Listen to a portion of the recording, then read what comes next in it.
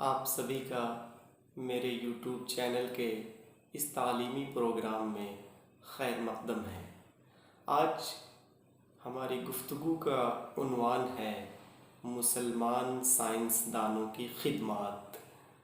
تاریخ میں 5 اہم ایسے مسلمان سائنسداں گزرے ہیں جن کی بہت ہی اہم خدمات رہی ہیں۔ آج میں یہاں پر آپ تمام ناظرین کی خدمت میں مختصراً ان کی باتوں کو، ان کی کام کو رکھنے کی کوشش کر رہا ہوں۔ امید ہے کہ یہ پروگرام آپ لوگوں کے لیے فائدہ مند ثابت ہوگا۔ سب سے پہلے تاریخ میں جو ایک اہم مسلمان سائنسداں گزرے ہیں ان کا نام جابر بن حیان ہے۔ جابر بن حیان 722 to 817 یعنی 722 سے 817 AD ان کا دور کہا جاتا ہے۔ جابر بن حیان کو علم کیمیا کا بانی کہا جاتا ہے، یعنی کہ فاؤنڈر اور فادر آف دا کیمسٹری۔ جابر بن حیان نے کچے دھاتوں کو پگھلا کر صاف کرنے، فولاد تیار کرنے، چمڑا بنانے، کپڑا رنگنے، لوہے کو زنگ سے بچانے کے طریقے کو معلوم کیا تھا۔ سلفیورک ایسڈ جسے آپ H2SO4 کے نام سے جانتے ہیں، نائٹرک ایسڈ جسے آپ HNO3 کے نام سے جانتے ہیں، اور ہائیڈرو کلورک ایسڈ جسے آپ HCl کے نام سے جانتے ہیں، پہلی دفعہ جابر بن حیان نے ہی تیار کیے تھے۔ جابر بن حیان ان کے علاوہ بھی کئی مرکبات کے موجد تھے۔ وہ وارنش بنانے کے طریقوں سے بھی واقف تھے۔ جابر بن حیان نے کیمیا گری اور اس سے ملتے جلتے موضوعات پر عربی میں بہت سی کتابیں لکھیں، جن میں الکتاب اور الخاص مشہور کتابیں ہیں۔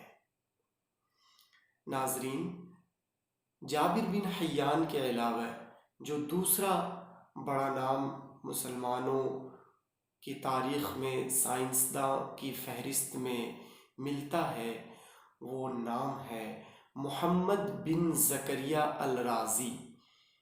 ان کا جو مدت ہے وہ 865 سے 925 AD بتایا جاتا ہے یا مورخین لکھتے ہیں۔ محمد بن زکریا الرازی ایک عملی کیمیا داں تھے، یعنی پریکٹیشنر کیمسٹ جسے آپ کہتے ہیں، لیکن وہ فن طب میں اپنے زمانے کے علم العلاج کے اصولوں سے بھی پوری طرح واقف تھے۔ وہ بغداد کے ہسپتال کے سربراہ اور ایک ماہر سرجن بھی تھے۔ انہوں نے پہلی مرتبہ بے ہوش کرنے کے لیے علاج کے دوران افیون کا استعمال کیا تھا۔ محمد بن زکریا نے ہی سب سے پہلے چیچک اور خسرہ کے اسباب، علامات اور علاج کے بارے میں تفصیل سے روشنی ڈالی تھی۔ الرازی پہلے سائنسداں تھے جنہوں نے تخمیر، جسے آپ فرمنٹیشن کے نام سے جانتے ہیں، کے ذریعے الکوہل تیار کی تھی۔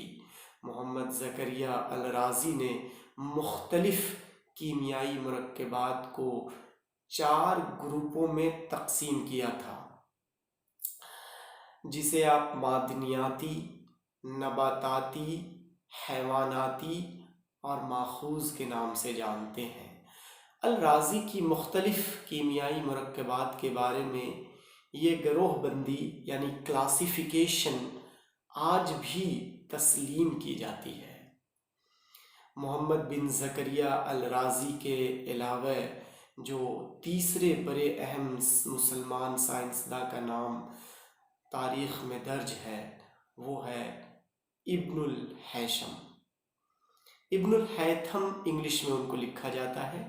ابن الہیثم 965 سے 1039 AD کا مدت ان کا ہے۔ ان کا پورا نام ابو علی الحسن ابن الحسن البصری ہے۔ مختصر میں انہیں ابن الہیثم یا ابن الہیثم کے نام سے لکھا جاتا ہے یا جانا جاتا ہے۔ انہوں نے سب سے پہلے مادہ کے جمود یعنی انرشیا کا نام لیا، جو بہت بعد میں چل کر کے نیوٹن کے حرکت کے قوانین کے نام سے مشہور ہوا، یعنی law of motion. Pin whole camera بھی ابن الہیثم نے ہی ایجاد کیا تھا۔ ان کی شہرِ آفاق کتاب کا نام کتاب المناظر ہے، جو روشنی کی خصوصیات یعنی کیریکٹرسٹکس آف لائٹ کے متعلق ایک جامع تجرباتی و ریاضیاتی کتاب ہے۔ ابن الہیثم آئینہ، میرر اور عدسہ لینس کے علاوہ انعکاس، ریفلیکشن اور انعطاف ریفریکشن کے قوانین کا پہلا ماہر تصور کیا جاتا ہے۔